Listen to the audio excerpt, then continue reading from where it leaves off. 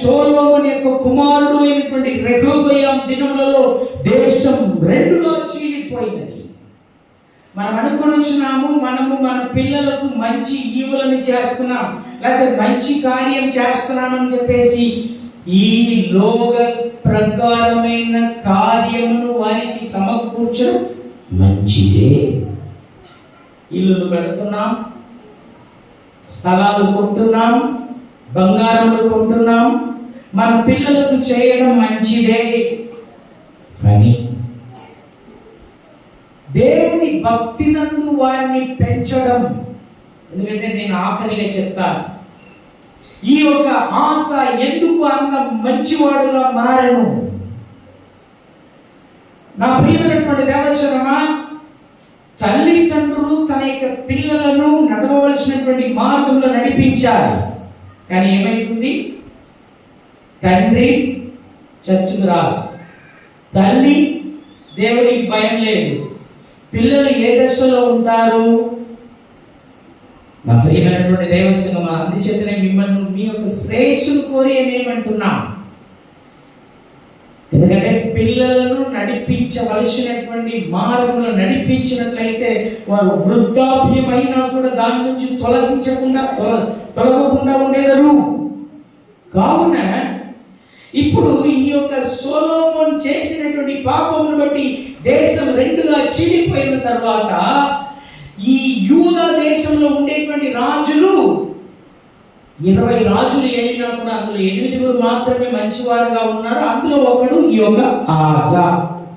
ఈ ఆసా చేసినటువంటి ప్రార్థనను నేను చదివినాను. అందులో ఏం జరిగింది? ఇశ్రాయేల్ దేశంలో ఉండేటువంటి విగ్రహ ఆరాధన లేకపోతే బలిపీఠము అన్నిటినీ పడగొట్టినటువంటి ఈ యొక్క రాజు.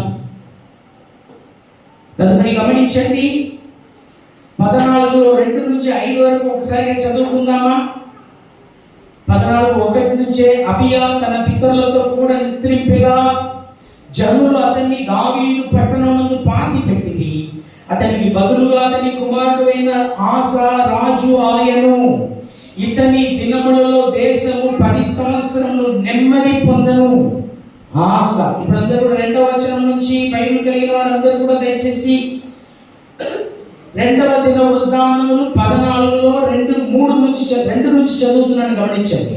ఆశ తన దేవుడు అయిన యెహోవా దృష్టికి అనుకూలముగా గాను యథార్థముగా గాను నడిచిన వాడై అన్య దేవతల బలిపీఠములను పడగొట్టి ఉన్నత స్థలములను పాడు చేసి ప్రతిమలను పగులు కొట్టి దేవతా స్తంభములను కొట్టివేయించి వారి పితరులు దేవుడు అయిన యెహోవాను ఆశ్రయించుటకును ధర్మశాస్త్రమును బట్టి విధిని బట్టి క్రియలు జరిగించుటకును యూదా వారికి ఆజ్ఞాపించి ఉన్నత స్థలములను సూర్య దేవతా స్తంభములను యూదా వారి పట్టణములన్నిటిలో నుండి తీసివేసెను.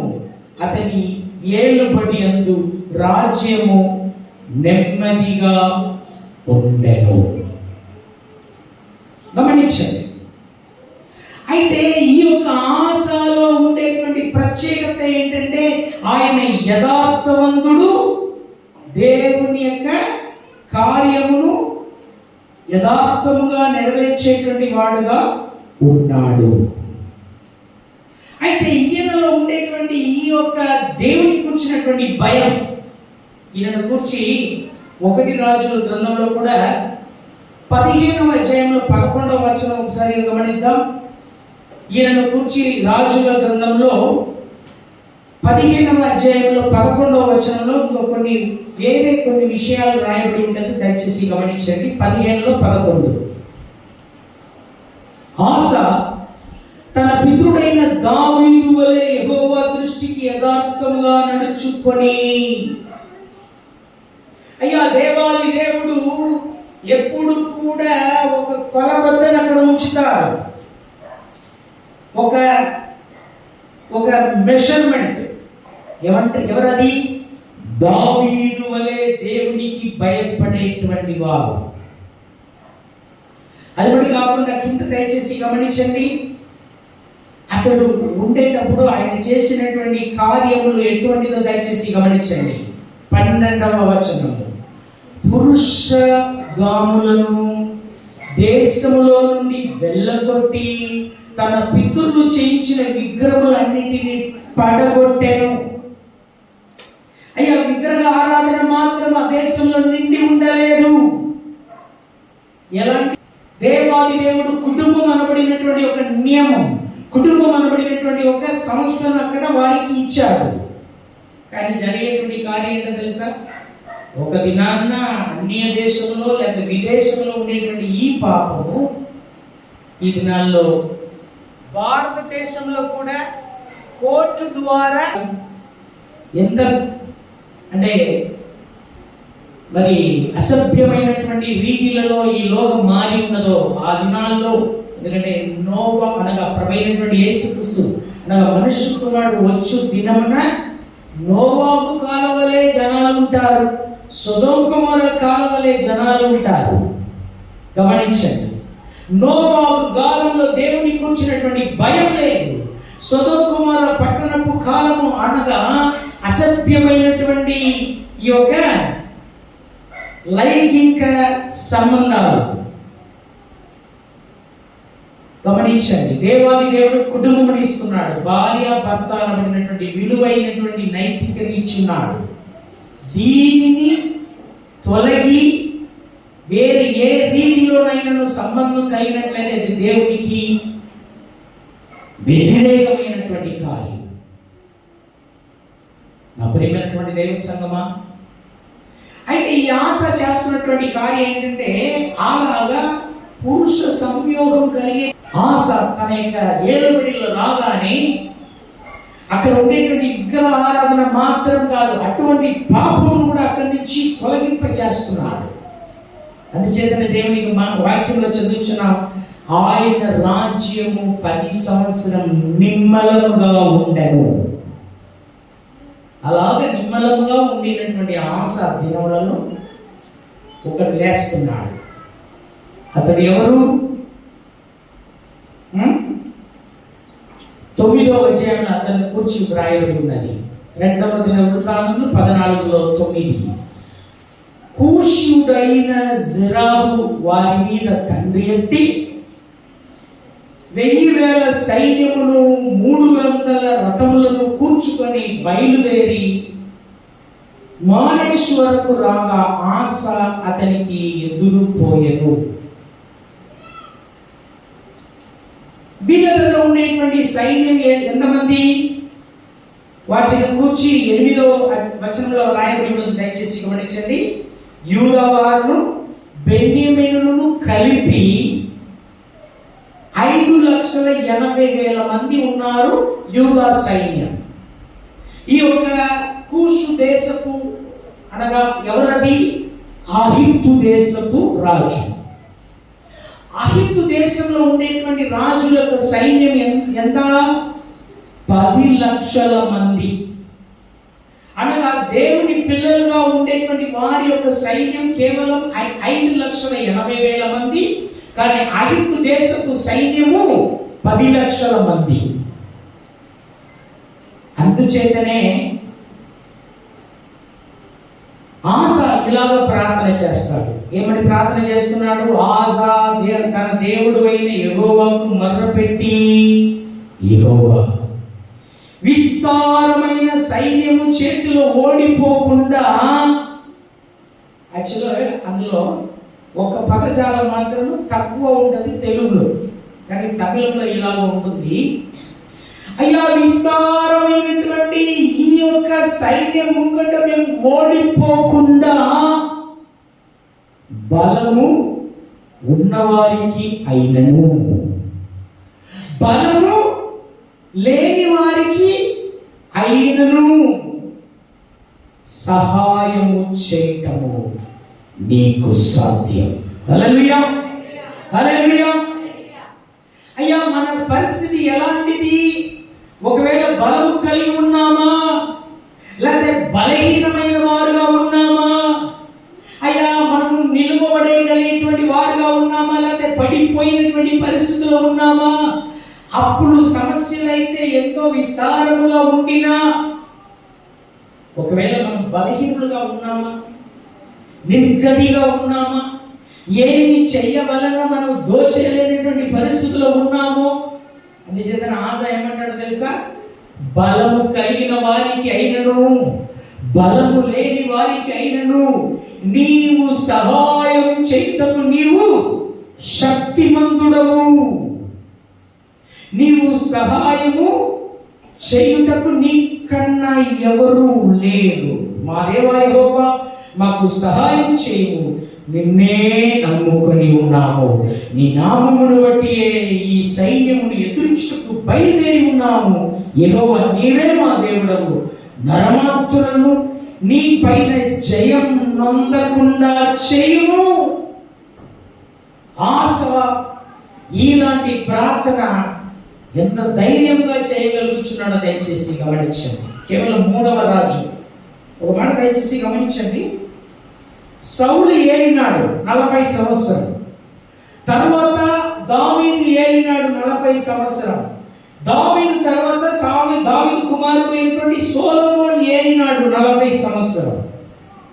ఆ తరువాతనే దేశం రెండుగా చీలిపోయినది.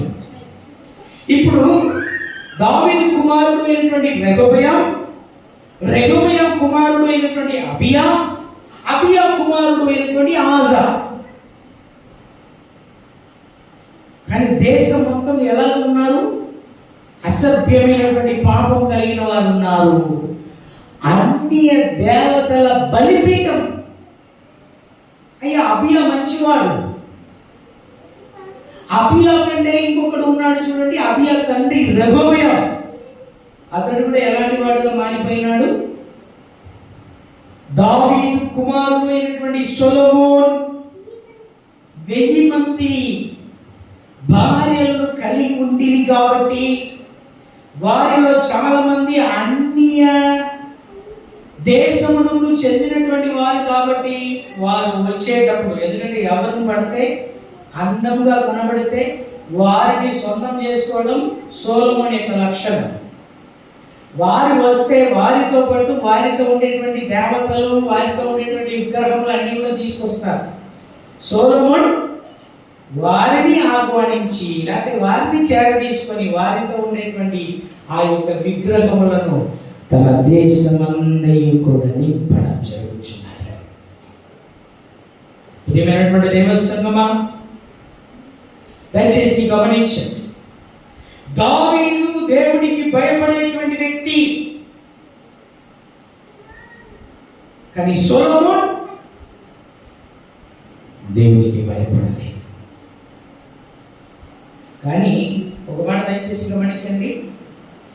సొలొమోను దినములలో యుద్ధమే లేదు.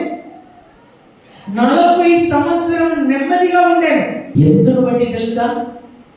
నా దేవాది దేవుడు దావీదుకు అంటాడు, నీ కొరకు నేను ఒక దీపమును కలగ చేస్తాను. దీపమనగా వెలుగుతూ ఉంటది. నీ సంతానం నేను దీవిస్తాను. నిన్ను బట్టి నీ కుమారుడు అయినటువంటి సొలొమోను దినములలో దేశం చీలిపోదు. దయచేసి గమనించండి. మనం బాగున్నామంటే కేవలం ఒకవేళ మన తండ్రి లేకపోతే మన యొక్క పితరులు చేసినటువంటి మంచి కార్యం కావచ్చును. కానీ మనము బాగలేకపోతే అది ఎవరికి అపాయకరం? మన పిల్లలకు అపాయకరం అన్న సంగతి ఎన్నడూ కూడా మర్చిపోకండి. మనం అనుకోవచ్చిన వాడికి కావలసినటువంటి ఆస్తి, వాడికి కావలసినటువంటి అంతస్తు నేను సమకూర్చి పెడతానని అనుకుంటున్నావో ఏమో, కానీ వాడికి నువ్వు బాధలను సమకూర్చుకొనిచ్చినావు, వాడికి బాధలను నీవు కూడబెడుతున్నావు అనేది ఒక కార్యం మర్చిపోకండి. చాలా మంది అనుకుంటున్నారు డబ్బు ఉండే చాలు, ఆస్తి ఉండేది చాలు, అంతస్తు ఉండేది చాలు అని అనుకుంటున్నారు. కానీ మీ దేవస్థానం కావున దావీదుతో దేవుడు చెప్పినటువంటి మాటను బట్టి సొలొమోను దినములలో దేవాది దేవుడు నెమ్మదిని కలుగజేసినాడు. కానీ సొలొమోను చేసినటువంటి పాపమును బట్టి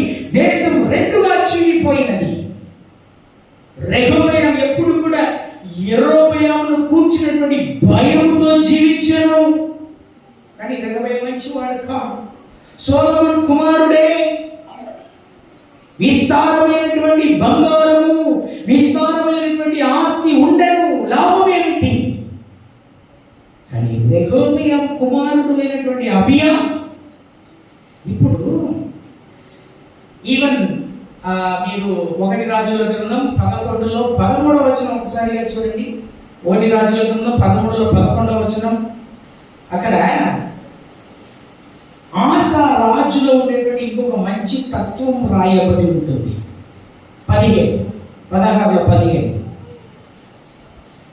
మరియు అతడు తన తండ్రి ప్రతిష్ఠించిన వస్తువులను, తాను ప్రతిష్ఠించిన వస్తువులను, వెండియు బంగారు అవ్వ అయిన మయాక అసఖ్యమైన యొక్క దాన్ని చేయించి దేవతా స్తంభం ఒకటి నిలుపగా ఆసా విగ్రహములను చిన్న భిన్నములుగా కొట్టించి కిద్రోను ఓరన దాన్ని కాల్చివేసి, ఆఖరి పదజాలం దయచేసి గమనించండి, ఆయన పట్టపు దేవి కాకుండా ఆమెను తొలగించదు. ఆసాలో ఉండేటువంటి మంచి తత్వం ఎవరు ఏంటో తెలుసా? తన అవ్వ తన తండ్రికి తల్లి కాదు, అబియా యొక్క తల్లి కాదు, రెహబాము యొక్క భార్య. అసలు ఈమె ఎవరు? అబ్షలోము అనబడినటువంటి ఒకడు ఉండను. అబ్షలోము యొక్క కుమార్తెయే ఈ యొక్క ఆసా యొక్క అవ్వ అన్నమాట. కానీ ఈమె అసభ్యమైనటువంటి విగ్రహములను తీసుకొచ్చి నింపడం జరుగుతున్నది. దయచేసి గమనించండి. అయ్యా, సొలొమోను చేసినటువంటి అదే పాపములు సొలొమోను కుమారుడు అయినటువంటి రెహబాము చేస్తున్నాడు. సొలొమోను కుమారుడు అయినటువంటి రెహబాము యొక్క భార్య అయినటువంటి మయాక అనబడినటువంటి ఆమె. కానీ ఈమె అసలు ఎవరు? మహారాణిగా ఉండవలసినది. అందుచేతనే అక్కడ ఎంత చక్కగా రాయబడిందో దయచేసి గమనించండి. పట్టపు దేవి కాకుండా, మహారాణిగా ఉండనీయకుండా ఆమెను అక్కడి నుంచి తొలగిస్తున్నాడు ఆసా. తనకు అవ్వ అయినా కూడా ఆమె ఎలాంటిది? విగ్రహ ఆరాధికురాలు కావున విగ్రహ ఆరాధన చేసేటువంటి ఆమెను దేశంలో మహారాణిగా ఉండనీయకుండా తొలగించడం జరుగుతున్నది. అక్కడ ప్రేమ, అనురాగం, ఆప్యాయత స్థలం ఇవ్వలేదు. మనం ఎలాంటి వారిగా ఉంటున్నాం? మన పిల్లలకు మనము సమకూర్చుకొచ్చున్నాం. ఎందుకంటే అబియా మంచివాడు కాబట్టి, అబియాలో ఉండేటువంటి మంచి తత్వం ఆసాలో ఉండేది కాబట్టి అది ఏం చేస్తున్నాడమ్మా? 2వ దినవృత్తాంతములు 11:21 కూడా ఒకసారిగా గమనించండి. 2వ దినవృత్తాంతములు 11:21. నేను రెహబాము భార్య ఆయన గురించి నేను అక్కడ చెప్పడం జరిగింది కదా. ఇక్కడ ఏమని రాయబడిందో గమనించండి. రెహబాము 18 మంది భార్యలను పెళ్లి చేసుకొని 60 మంది ఉపపత్నులను తెచ్చుకొని 28 మంది కుమారులను 60 మంది కుమార్తెలను కనెను. అందరు కూడా ఒకసారిగా ఆఖరి పదజాలం అందరూ కూడా కలిసి బైబిల్ కలిగిన వారు. అయితే తన భార్యలు అందరికంటే, ఉపపత్నులు అందరికంటే అబ్షలోము కుమార్తె అయిన మయాకాను అతడు ఎక్కువగా ప్రేమించెను.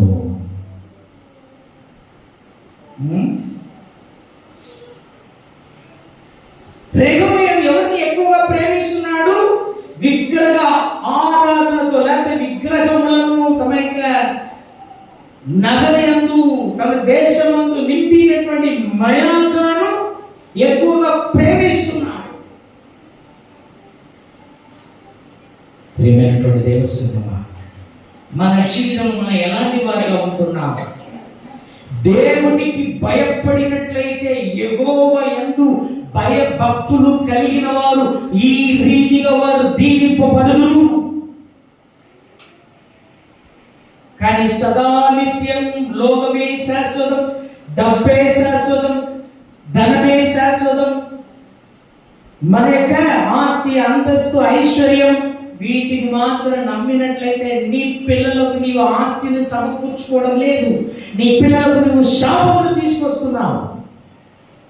మరలా అంటారు, ఒకవేళ డబ్బు ఉండవచ్చు, ఆస్తి ఉండవచ్చు, ఐశ్వర్యం ఉండవచ్చు. ఎందుకంటే ఈ ఆశ మనకు నేర్పిస్తున్నాడు.